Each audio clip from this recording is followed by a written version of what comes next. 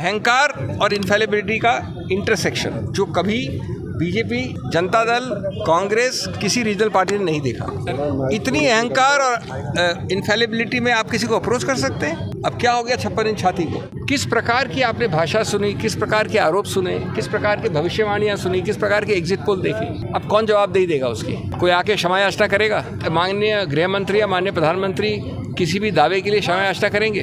उन्होंने 400 पार कहा था, हिंदुस्तान के आम जनता ने उन्हें 250 पे ही रोक दिया। इस देश के अंदर उस आदमी को आना चाहिए जो लोकसभा के अंदर आवाज़ उठा सके।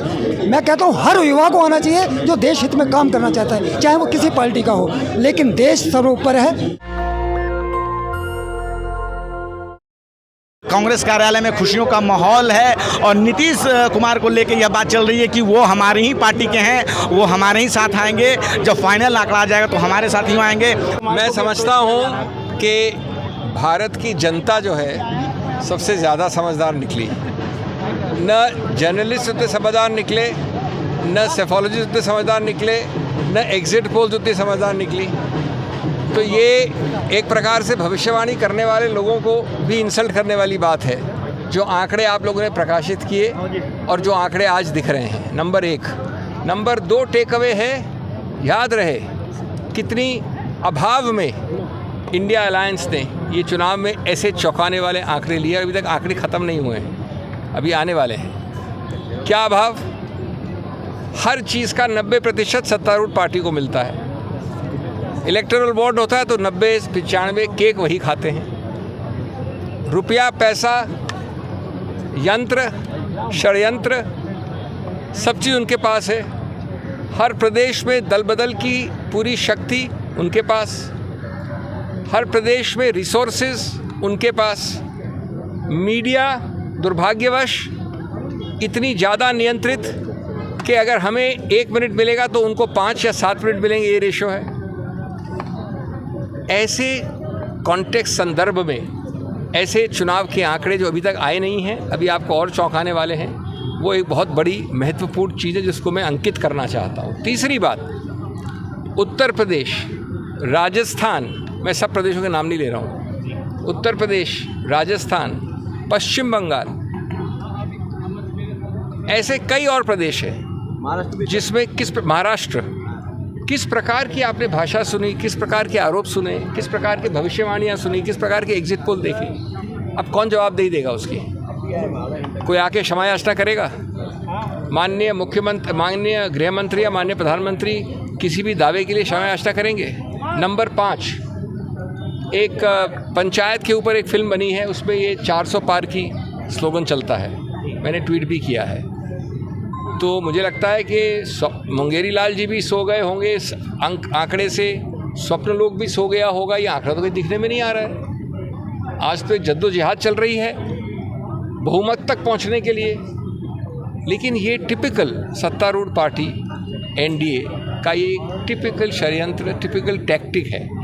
एक नैरेटिव बनाना, चीख चीख से बोलना ऊपर से, और आप लोगों को लगाना कि अरे सब कुछ काला है, कोई भविष्य नहीं है। तो इसलिए इन 5 बिंदुओं के ऊपर मैं आपकी समझ रखता हूँ। मैं पूरी बात अभी नहीं इसलिए नहीं बोल रहा हूँ क्योंकि जितना आप चौंके हैं उनसे कहीं ज़्यादा चौंकने वाले रिजल्ट और आने वाले हैं। Sir, PM has approached Chandrababu Naidu and it's being said that same is being done with. मुझे तो आश्चर्य हो रहा है कि माननीय प्रधानमंत्री किसी को इन्वर्टेड कॉमा अप्रोच भी कर सकते हैं।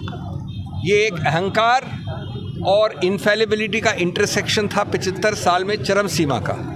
अहंकार और इनफेलिबिलिटी का इंटरसेक्शन जो कभी बीजेपी, जनता दल, कांग्रेस, किसी रीजनल पार्टी ने नहीं देखा। इतनी अहंकार और इनफेलिबिलिटी में आप किसी को अप्रोच कर सकते हैं? अब क्या हो गया 56 इंच छाती को? सर, जिस नीतीश कुमार ने I will just repeat in English very quickly. Will you allow me to repeat in English? If you speak in between, nobody will hear anything. There are some very important takeaways from this election, and the story is not yet over. आप आए नहीं, time से नहीं आए, इसलिए आप सुनते नहीं हैं। सर, नीतीश कुमार को अप्रोच करेंगे? There are many takeaways at the moment, but many more astonishing takeaways are yet to come. So I am giving you less than a trailer. I am going to speak on the picture in the evening. The first of which is that in the midst of so much of absence of resources, 90%, 99% of electoral bonds, funds, resources all going to the ruling party by legal and illegal means, by wrong means, and we still put up such a performance in the absence of resources. Number two, the control over forms of media, the time taken, the proportionate time taken. In the midst of all that, we have still done this remarkable performance, the last of which you have not yet seen. Number three, you have stories. You can't forget the words of the pollsters, the psephologists, the kind of abusive words used when the eminent people of the ruling party campaigned in Maharashtra, in West Bengal, in Uttar Pradesh. It was the ultimate intersection of arrogance and infallibility. Who is there today to answer? Will the Honorable Prime Minister or the Honorable Home Minister come on the line, come on the camera and answer any of those predictions, claims? And if you have a chest of 56 inches, it should actually stand out now. This is the time to show that you have it. Number four, I am surprised that you are asking questions that the BJP or the Prime Minister will approach Chandrababu Naidu. I thought that arrogance and infallibility meant that you are not meant to approach anyone. You are God's gift to mankind, and therefore how should you approach anybody? Others should approach and bow down to you. So I think, as I said, we are going to give you more astonishing figures soon. But at the moment, the result is already scripted. Fear is writ large on those who have spread fear all along for the last 10 years. And today, the most important takeaway I would say is that people want consensus. People want sajidari. People want participation. People want a wider spectrum of Mili-Juli Sarkar, not the dictatorial writ of one king. So will Nitish Kumar become the part of this Mili-Juli Sarkar or We are not TDP? talking of anything yet. We are now talking of a lot of results yet to come. There will be no need for many of your questions. Just wait. इंतजार करिए. जिस तरह से 400 पार के नारे की हवा निकली है, उस पर आप क्या कहना चाहेंगे? सर, मोहब्बत की दुकान सज गई है हिंदुस्तान में. अब मोहब्बत का सामान बिकेगा. कोई हिंदू नहीं होगा, कोई मुस्लिम नहीं होगा, कोई सिख नहीं होगा, कोई ईसाई नहीं होगा. सब हिंदुस्तानी होंगे और सबको सम्मान मिलेगा. सबकी मन की बात सुनी जाएगी. एक व्यक्ति के मन की बात नहीं सुनी जाएगी. एक व्यक्ति की मन की बात नहीं सुनी जाएगी आप? सर, उनका तो झोला उठाने का टाइम आ गया. उन्होंने कहा था ना कि जब अब तो आवाम ने कह दिया है, और मैं तो कह रहा हूँ कि अब तक तो ये काम हो जाना चाहिए था. उन्होंने 400 पार कहा था. हिंदुस्तान की आम जनता ने उन्हें 250 पे ही रोक दिया. तो अब तो शर्म आनी चाहिए. क्या लगता है नीतीश बाबू अगर इस गठबंधन में साथ होते और मायावती जो यूपी में अभी अखिलेश अकेले उन्होंने इतना अच्छा प्रदर्शन किया, तो मायावती भी अगर इंडिया गठबंधन में होती तो बात कहीं और होती? सर, अगर ईडी ना होती तो बहुत कुछ होता. अगर ईडी ना होती तो बहुत कुछ होता. सीबीआई ना होती तो बहुत कुछ होता. अब मजे की बात यह है कि ईडी का रुख और इन कैमरों का रुख उस तरफ हो गया है जिसके इशारे पे ये चला करते थे. अगर ये चीज़ सही होती ना तो मायावती भी वही काम करती जो अखिलेश जी ने करा. और अगर ऐसा हो जाता तो ये सैकड़े के बार भी नहीं कर पाते. यूपी में नगीना सीट से चंद्रशेखर रावण जीत रहे हैं, जो कि एक बहुत बड़ा संकेत है, एक नई राजनीति का उदय है. उस पर क्या कहना चाहिए चंद्रशेखर रावण को? सर, परिवर्तन है और परिवर्तन होना चाहिए. ये देश किसी की जागीर नहीं है. इस देश के अंदर उस आदमी को आना चाहिए जो लोकसभा के अंदर आवाज़ उठा सके. मैं कहता हूँ हर युवा को आना चाहिए जो देश हित में काम करना चाहता है, चाहे वो किसी पार्टी का हो. लेकिन देश सर्वोपर है. आज देश के साथ जो हुआ है ना वो सबको पता है. आज देश किस पायदान पर पहुँच गया इन 10 सालों में.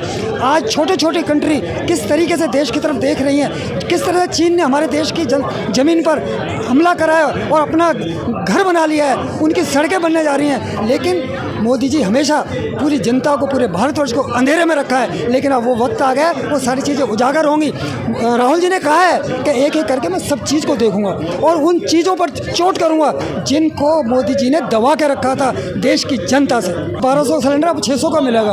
और जब 600 का मिलेगा तो स्मृति ईरानी कहीं मुँह दिखाने लायक नहीं रहेंगी, क्योंकि उन्होंने जनता के साथ धोखा किया है. उन्होंने मणिपुर के साथ धोखा करा है. उन्होंने हाथरस के साथ धोखा करा है. क्या क्या चीज़ गिनाए. वो जिस पद पे थी उस पद की गरिमा नहीं रखी उन्होंने महिलाओं का अपमान करा है. उन्होंने बच्चों का अपमान करा है. उन्होंने इस देश का अपमान करा है. उन्होंने महंगाई की आवाज़ इतनी ऊपर उठा दी क्या देश त्राही त्राही करने लग गया है. ऐसे शख्सियत की क्या बात करें, उसको तो जनता ने जवाब दे दिया. चलिए, आपने हमसे बात की, बहुत अच्छा. और अब हम आपको बता दें कि जिस तरह से कांग्रेस कार्यालय पे जो है जोश का माहौल है, जुनून का माहौल है, पूरी तरह से जीत को लेकर आश्वस्त हैं. और जो भाजपा है वो बहुमत के आंकड़े को अभी भी नहीं छुपा रही अकेले दम पे. हालांकि उन्होंने जब चुनाव की शुरुआत हुई थी तो 400 के नारे के साथ शुरू की कि 400 सीटें हम जीतने जा रहे हैं. और इस चुनाव में इंडिया गठबंधन ने दिखा दिया है कि कोई भी एक दल लगातार सत्ता में जो अगर किसी प्रकार का जो है अन्याय करेगा तो वो जीत नहीं सकता है. क्या है आपकी राय इस पूरे बातचीत पे? आप अपनी राय हमें कमेंट में ज़रूर बताएं. मैं रंजय कुमार, कैमरामैन आशीष के साथ, नेशनल दस्तक. धन्यवाद. नेशनल दस्तक की आपसे गुजारिश है कि अगर इसको बचाना चाहते हैं तो नेशनल दस्तक को सब्सक्राइब करने के लिए रेड कलर के सब्सक्राइब बटन को दबाएं, फिर बेल आइकन की घंटी दबाएं। नेशनल दस्तक को बचाने के लिए बहुत जरूरी है कि हर खबर को शेयर करें, लाइक करें, कमेंट जरूर करें।